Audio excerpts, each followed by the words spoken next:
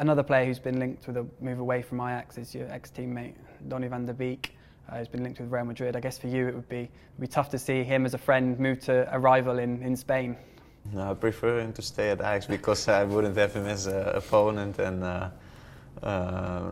Ajax would stay strong.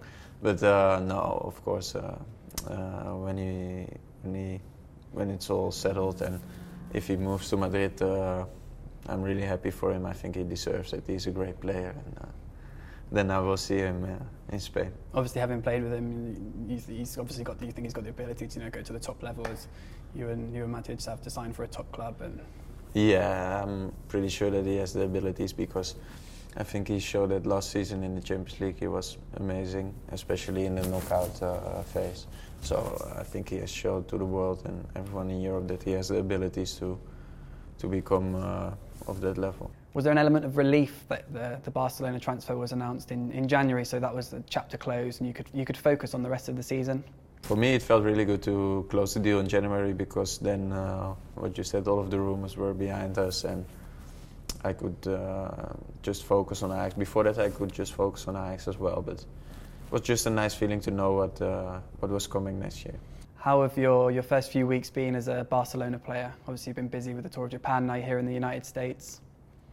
No, I'm really enjoying it so far. The team is helping me a lot with everything on the field and off the field. I feel really good, I feel comfortable. They made me feel at home, so the first month or 3 weeks are really good so far. You made some comments after a couple of the friendlies about wanting to move the ball quicker, press a little bit more maybe once you've lost the ball. Are you really self-critical? Have you got a ridiculously high level of demands? The coach Ernesto Valverde said that you are quite sort of got very high standards for yourself. No, yeah, I have high standards for myself and for the team as well, but I'm not the boss of the team, so I don't need to say anything about it. But I just demand a lot from myself, and I think you always need to look at the things you can improve, and because otherwise you're not getting a better player. And I'm still young, so I need to improve a lot. How are the similarities? Obviously obvious between the Barcelona and the Ajax philosophy, but I mean for you, what are the similarities? What are the differences? No, I think the philosophy and the idea of the clubs are the same. They want to be dominant, want to have possession a lot, want to enjoy the fans and everything. But I think there are not big differences, but there are some differences in the way of playing.